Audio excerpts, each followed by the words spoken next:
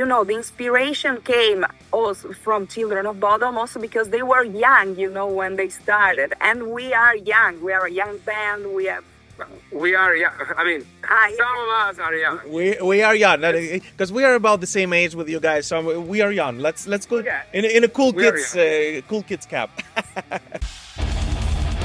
Hello, you middle pilgrims, and a very special welcome to all the Frozen Crown fans on the show. Because I know you guys have been asking me to do that for a long time, and I've never, for some reason, had a chance to. But finally, at last, I have nobody else but Jade and Federico on the show from Frozen Crown. Guys, thank you so much for finding time and joining me. How are you? Hello, everybody. We are extremely good, and we are very happy to be here.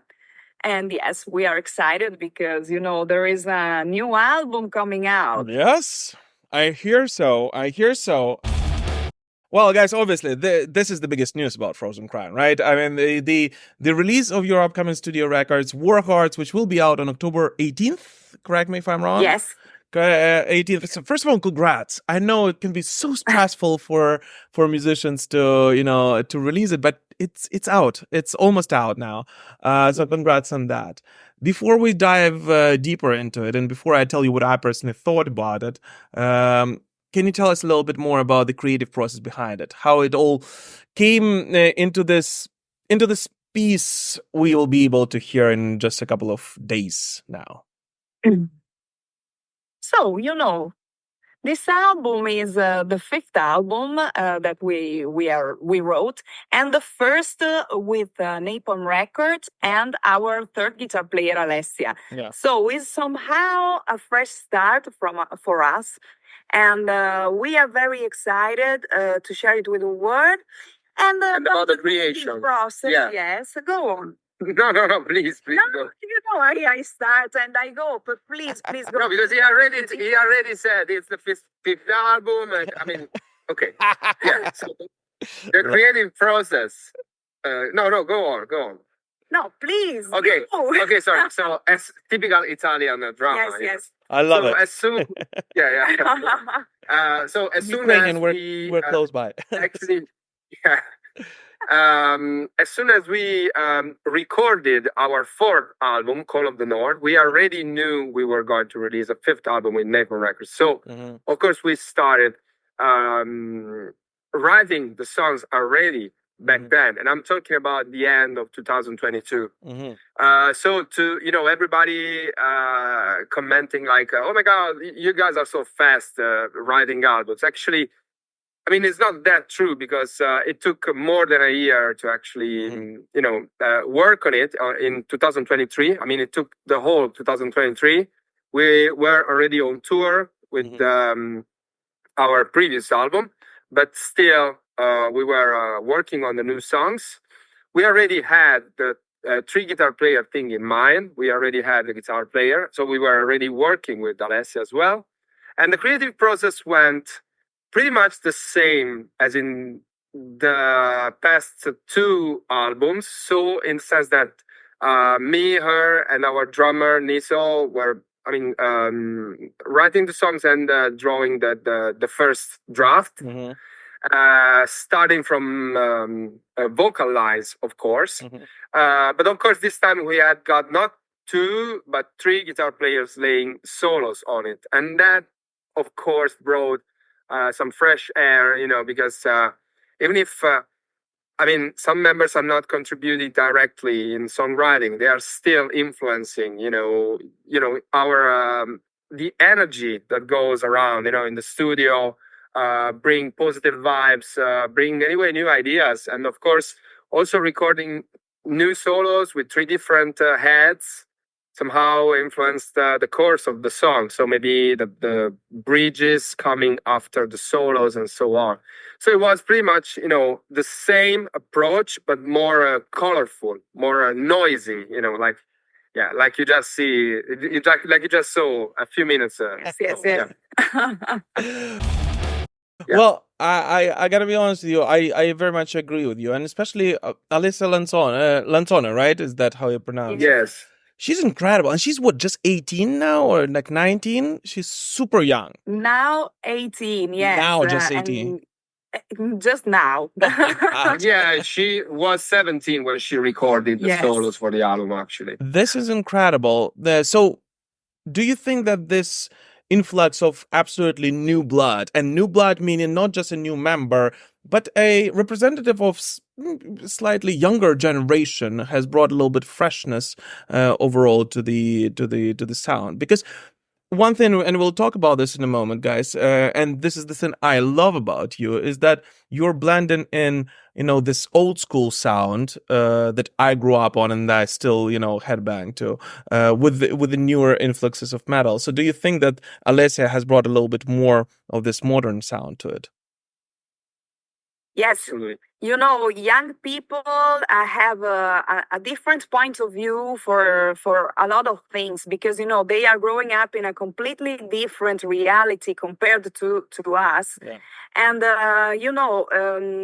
it's always a source of enrichment, in my opinion, and it happened also for us. Yeah, absolutely. She has got, like a lot of people of her age, that kind of no nonsense attitude, towards things. Like, I mean, maybe we think about things a little too much. She just does things. That's good. really funny. Yeah, that's really funny and also very inspiring, of course. And yes, actually, for what concerns the modern sound, also our guitar player Fabiola, the other one, of course, is really much into metalcore and all that kind, all those kind of new metal. Actually, also I am because one of my favorite bands is Killswitch Engage, and I think they pretty much influence a lot of our riffing. But still, as I said before, it doesn't take a member to actually write a piece of song to influence you. I mean, everything gets influenced by their mindset, the way or living. I mean, we are actually a family. We go around together, having fun together. Also, if we don't have to play together, and that's very important. So, of course, the whole energy on this new album was completely new, completely renewed, and absolutely yes, you're right. It was influenced in a positive way by this new blood kind of thing. Yeah. Talking about influences, I think I don't know if you can see this on your little screen, but I have a vinyl of Children of Bodom here, and I put it there very purposefully because the first thing I thought about when I heard the album's title, Warhearts, was immediately Alexi Laiho and his legacy and the legacy of Children of Bodom. Was it because of him that you named this album like this? Yes, because Children of Bodom is one of the band we have grown up with. We have been very influenced from them, also from the point of view of the attitude, aside from the point of view of the music. Because, they were very true, very raw on stage, and that's what we want to transmit when we are playing live. That's why we brought a third guitar in the band, because we wanted the sound to be true. Nowadays, there is somehow an abuse of sequences and backing tracks. And we didn't want, when Federico and Sheena, Fabiola are duetting on the solos, we didn't want to put, pre-recorded guitars and stuff. And, the inspiration came also from Children of Bodom, also because they were young, when they started. And we are young. We are a young band. We are young. I mean, some of us are young. We are young because we are about the same age with you guys. So we are young. Let's go in a cool kids cap. Yeah, let's say that people when I was a kid, older people were like, yeah, I grew up with Manowar. I grew up with Motorhead.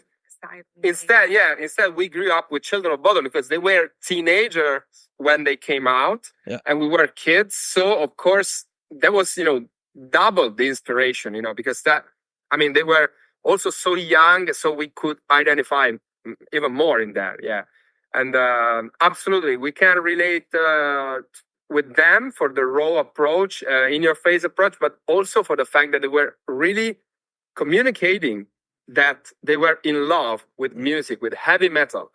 I consider, especially the first album by Children of Bodom, actually a tribute to heavy metal, because of course they were playing, that sort of black metal, but together with some, true heavy metal, like inspired by Manowar, and also some power, also some death metal, a lot of genres. You could see that they were influenced by a lot of things, and they were just putting all of their influences in that music, and that was because that was why it was so unique. And I think this is what I like about War Hearts, about your new studio album, because I'll be honest with you, I'm a very old school guy in a way that, I still listen to the albums, first of all, in its entirety. This is not a popular way to do it anymore, right? Everyone is going for singles, but I like to listen to the album from the very beginning until the very end. And this album has this way of flowing from the very beginning until the very end, right? Despite it being packed with energy, because it has some of the most intense moments I've heard in this power speed heavy metal genre for quite a long time, which is great. But at the same time, it kind of keeps you on your toes, and it doesn't drain you. It gives you a space to breathe, and this is what I love about it. So it has this diversity of sound that you can hear a speed battle, you can hear classic heavy, you can hear power metal, you can hear even the influences of, as you mentioned, metalcore, or I was going to say melodic death metal a little bit. Melodic death metal, absolutely. Yeah, there as well. So I think this is great, and I think that this is the way to showcase to the new generation a little bit of power of the older style heavy metal, which has seen so much of resurgence lately. So do you agree with this statement that overall the resurgence of the interest in metal among the younger audience in the latest decade, let's say, has been on the highest level since I would argue since the 80s, actually? Do you agree with me, or do you think that in reality metal is actually on a decline still? No, of course we have we have some very young members in the band, so this confirms this theory. Well, I mean, at our live shows, there's always been an abundance of young people, very young, to be honest. Actually, I mean, small. I mean, very, very, very young. Also, sending us covers or fan arts or drawings. We have here a lot of fan art drawing. I mean, we post them on social networks regularly, actually, and that's beautiful. But I think, yes, absolutely. And that's also due to the fact that nowadays metal and music in general speaks their same language, in the sense that they can connect with the bands very easily through social networks, through this short video, through the fact, they really want to know what's also behind the music, like what's behind the band members, what they think about their content. I mean, we have got a lot of content going on YouTube other than music, and that's a great way to communicate with people. And of course, a lot of them are young, and that's extremely beautiful, and we definitely agree with that. They're also much more open-minded in all aspects. Yeah, absolutely. Well, one of the things, and I know I say that quite a lot, one of the things I think that why metal was able to survive through the 70s, 80s, 90s, and up until days, because it was able to adopt and speak to the younger audience. So I honestly never understand the whole complaints of, it's all about social media now. It's all about, Spotify and whatever algorithms. Yes, it's true. The industry is changing, but that's where the youngest people are now. So in order to stay afloat, you have to give them the content they want to see, which is great. And I think you guys mastered it, and I think it showcases, as you just mentioned, that. Yeah. Thank you. Well, talking about that, I know you guys have been asked that most likely quite a lot, but 5 albums in 7 years of existence. This is like 80s kind of speed of releases, which is incredible. Not many bands do that today. I've watched you guys grow since album 1. I heard album 1, and I saw you guys this tremendous growth in the past 7 years, and I'm really happy for it. But why do you think, what distinguishes from Frozen Crown from somebody else? Why you were able to succeed in the business as compared to so many new bands who are putting out new material and unfortunately they're staying on the same level? Okay, we really took inspiration from non-metal bands. Actually, we are great observers of of the music market, and we also, of course, saw how other genres. I mean, what all metal bands are doing nowadays on social networks is just what non-metal bands, so maybe, but not even bands, so maybe hip hop, rap artists or pop artists have been doing for a lot of time on social networks. Actually, we just understood we had to work differently from other metal bands, because all metal bands have got that sort of a bias, like they have to act this way. They don't have they have to take themselves very seriously and not showing funny or silly sides of them on social networks, or everybody has to be serious. Everybody, I mean, never smiling. I mean, she has been working very well on social networks since the very beginning, just because she was simple as that. I mean, she's just a very simple and, how can I say, a spontaneous person. She's really literally smiling all the time. Yeah. And that, that smiling thing, some, of course, a lot of, grumpy Italian metalheads were telling, oh, what do you have to laugh about? What do you have to smile about? Metal is just serious business, Yeah. And also metal is not for girls and all that kind of stuff. But simply people still say that? Always been, yeah, all the time. But, you have to, I mean, we just have been ourselves. And that was very important because fans could actually see there was, real people working behind that. But you have to know how to communicate that, because of course a lot of people say, yeah, I'm like this, but they don't want to use social networks or photos or videos to communicate how they are. Maybe they are the funniest people around. They could have a great following, for example, but when they come, okay, photos. But I mean, I'm doing that myself, but that's for the joke, That's for the joke, because You're the everybody's commenting, scapegoat. oh, Federico's never smiling. But that's actually the point. But I think we just used the social media to communicate how we were, and we were telling people literally, hey, we are metal enthusiasts, we are metal fans, we have got a ton of albums. We spent nights and nights and nights and years reading booklets and listening to music in our bedroom. And we just love this, and we love to play this, and we love to record this. And people actually understood that. And that's the most, I mean, if you see our music videos are never really, they're never overproduced. They don't have actors, they don't have a scenery like, in green screen or whatever. They're just us playing. Yeah. And having fun. Playing. Yeah. That's awesome. That's really interesting to hear. I think we should start a campaign, bring fun back to metal. Because in the early 80s, it was all about fun. It was actually all about that, before the grumpy people took over. Absolutely. Going back to the album, The War Hearts, guys, are there any particular lyrical themes that you wanted to portray through the lyrics of this album?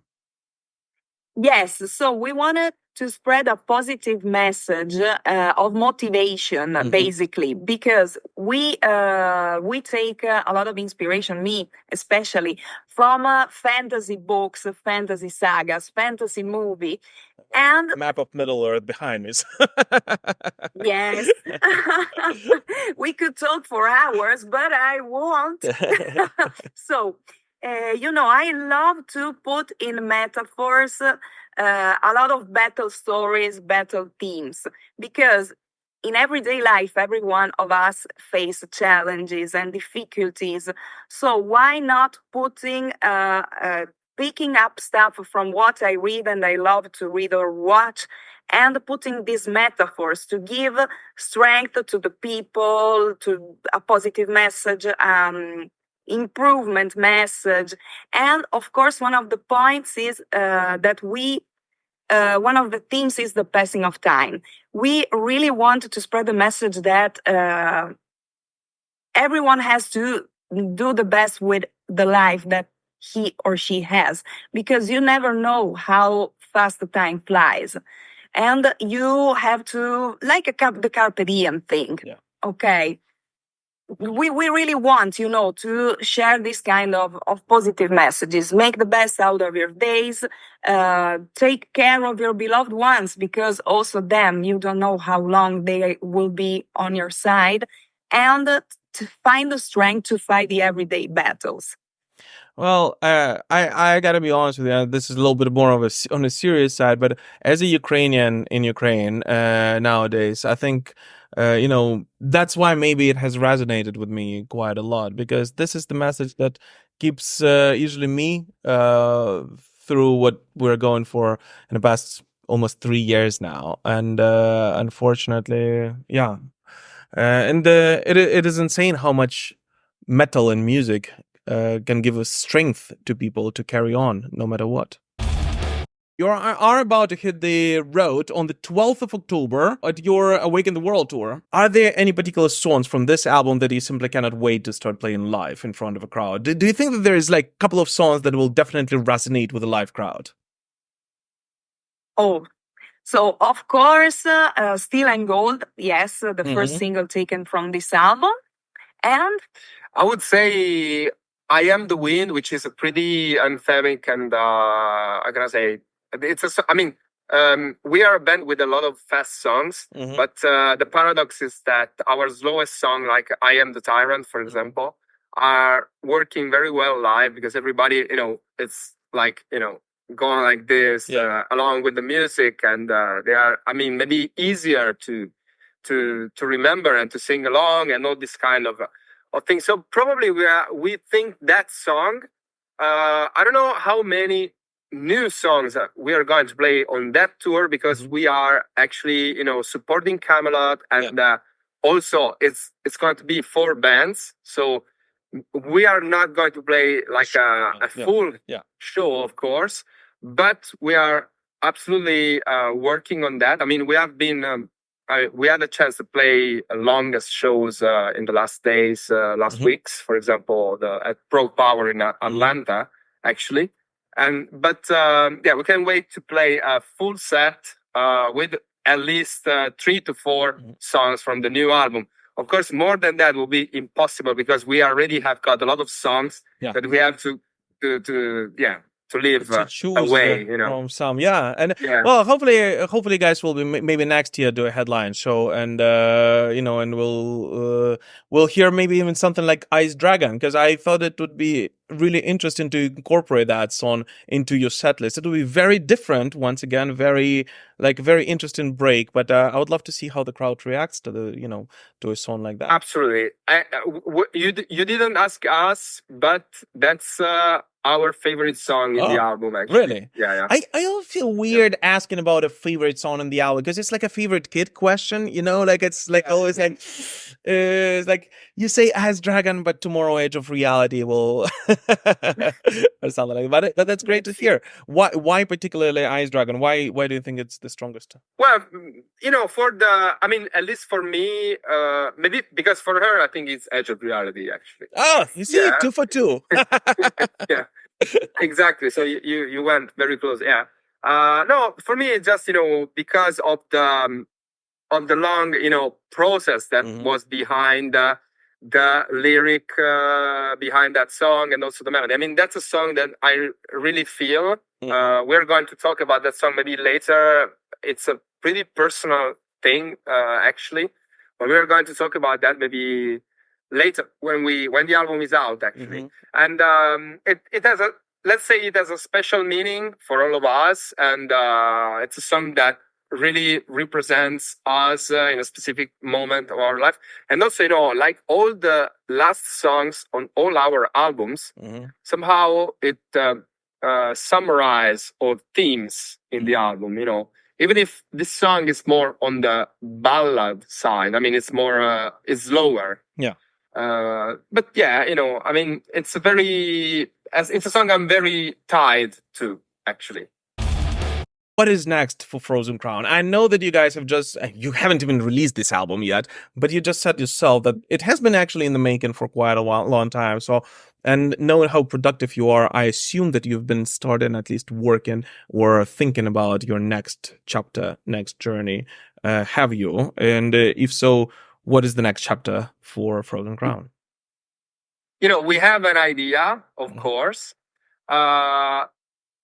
This is really, I mean, interesting that you mentioned the word chapter, because from the very beginning, we consider Frozen Crown to be like a sort of saga, like a sort of originally a trilogy, and then after the trilogy ended, a new one became. So actually, this next album is going to be the third of the new trilogy, actually. And yes, of course, lyrically wise, especially, we have got everything in mind. And of course, we are going to talk about, you know, the same characters, the same evolution, you know, of the story. For what concerns, you know, musically wise, I think, like all bands, probably, right now, we are very, very, very in love with this album. So if I had to tell you how the next one is going to sound, I would say identical to this, literally. But of course, like always, we are going to play live, have a lot of experiences all together, have fun, suffer together, have beautiful meals together, whatever. So everything is going to influence the next album, and it's going to sound, of course, differently, and to be a photograph of that specific moment. So yeah, but by the way, we can't wait to share it with you, maybe as a preview, like this time. Yeah, Napalm Records was able to do. Yeah, I would love to. And more than anything, I would love to finally catch you guys live. Believe it or not, I never saw you live yet. So I'd love to do that, and maybe you guys can even come to Ukraine soon. Hopefully, let's pray it happens. Absolutely, absolutely. Well, thank you so much, guys. I know you have other things to do.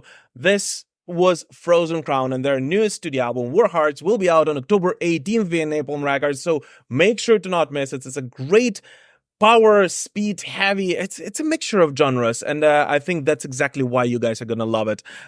Guys, thank you so much for finding time and joining me. Any last words for your fans, both old and new? Thank you very much. We really hope that you will enjoy War Hearts, and we are really looking forward to come to Ukraine as soon as possible, and hope to see you on the road very soon. Awesome. Thank you guys so much. Keep rocking. Thank you very much. Bye. Thanks. Bye. Awesome. Thank you.